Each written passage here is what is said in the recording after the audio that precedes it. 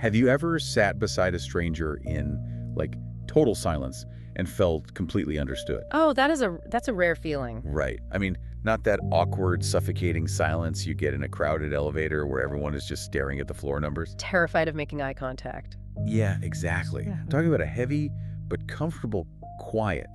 The kind of silence where you don't feel the need to prove you exist, where you don't have to perform or entertain.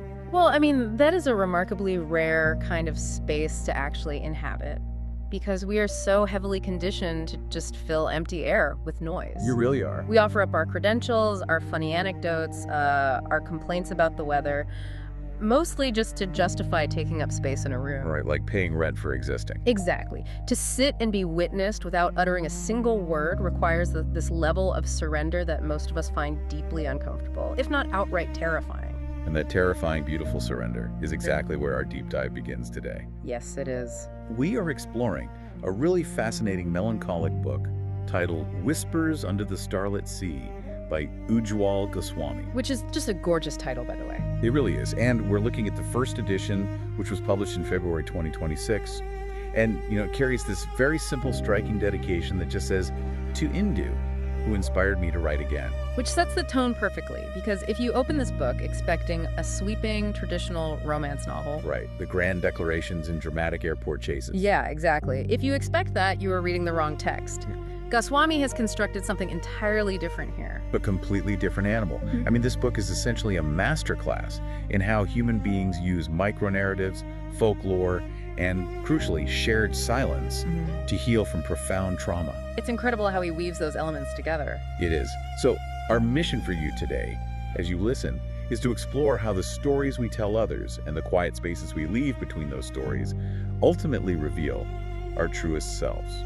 And to really map out how that healing actually works, the narrative drops us right into Pondicherry. Which is such a beautiful setting. Specifically Rock Beach at 2:30 in the morning. Very specific time. Right. And this is the setting for the collision of two insomniacs who have essentially just been defeated by their own lives. Yeah, so picture the scene for a second. The sea is pitch black.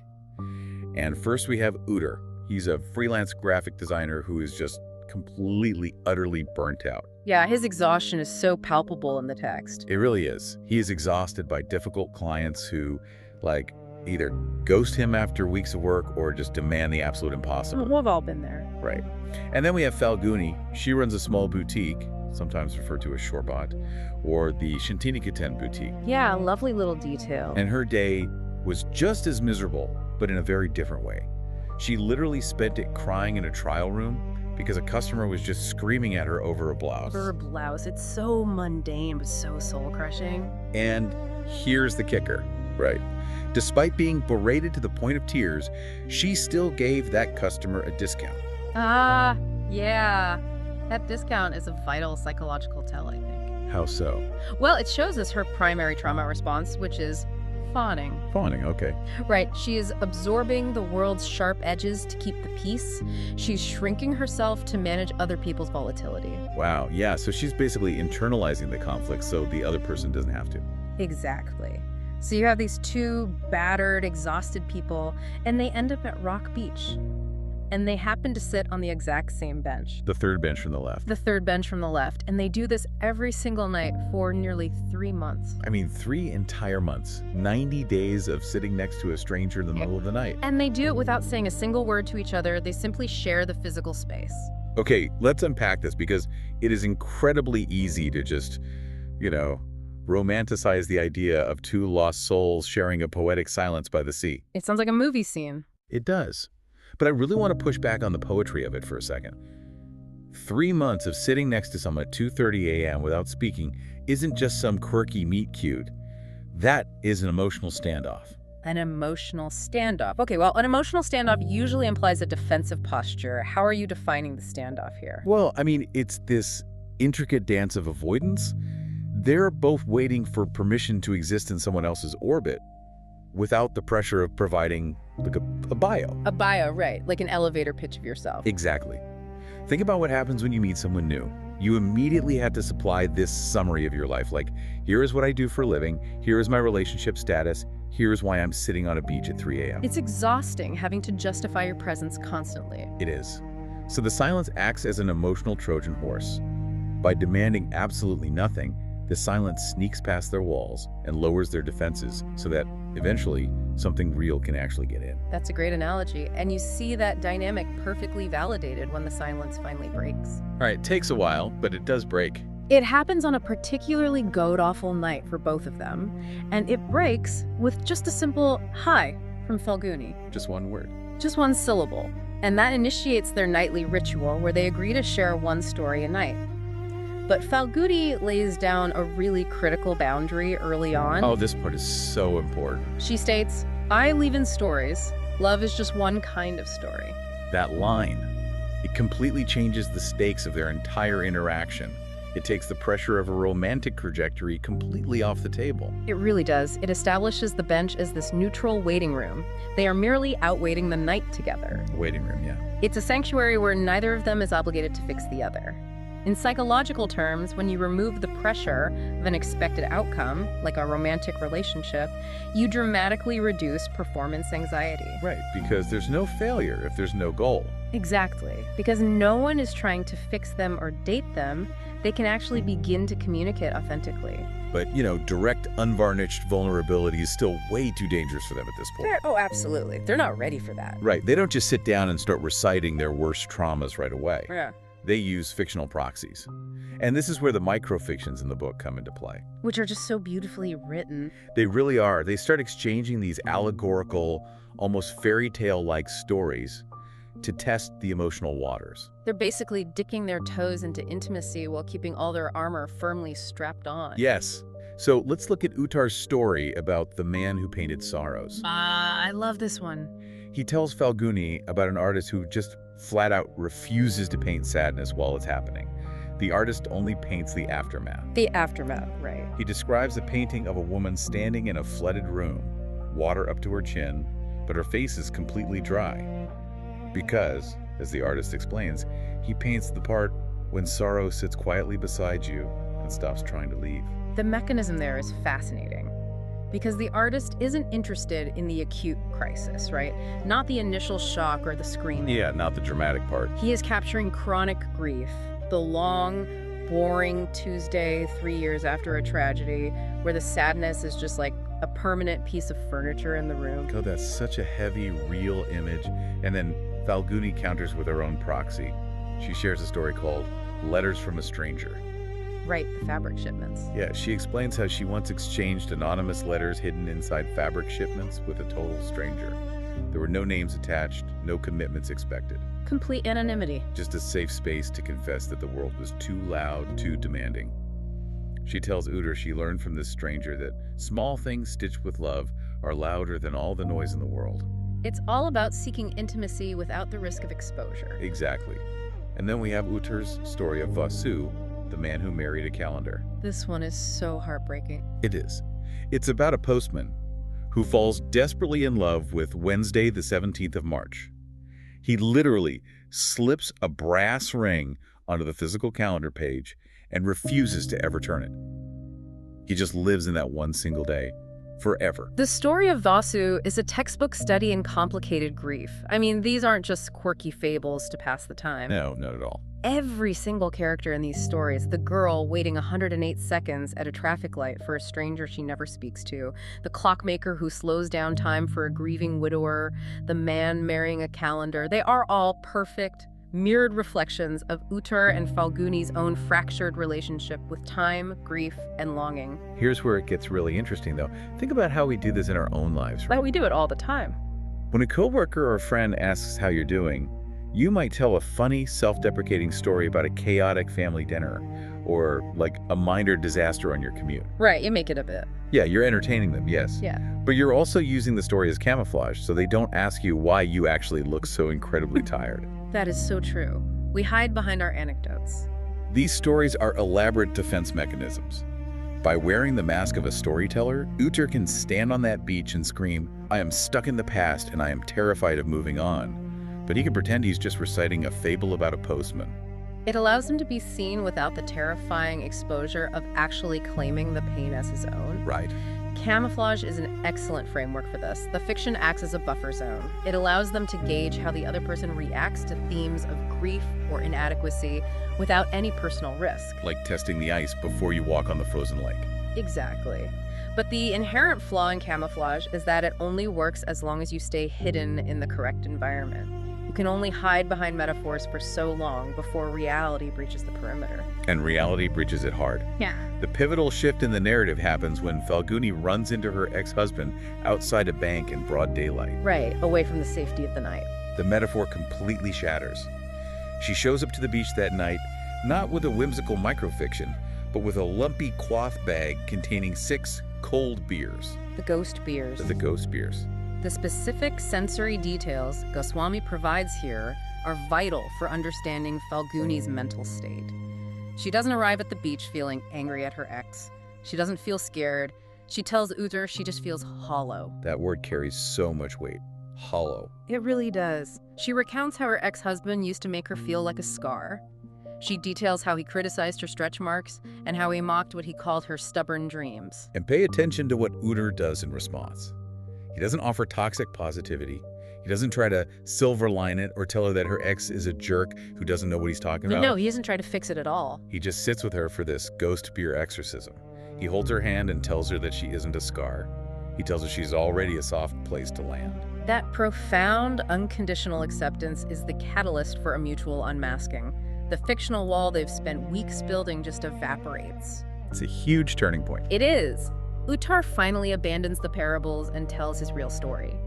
He confesses that when he was 19, the absolute love of his life, Rimi, died suddenly of a heart attack. At 19, just unimaginable. He describes the aftermath by saying he simply forgot how to breathe. He explains how he retreated into a detached, insulated existence to stay safe because the act of caring too much literally broke him.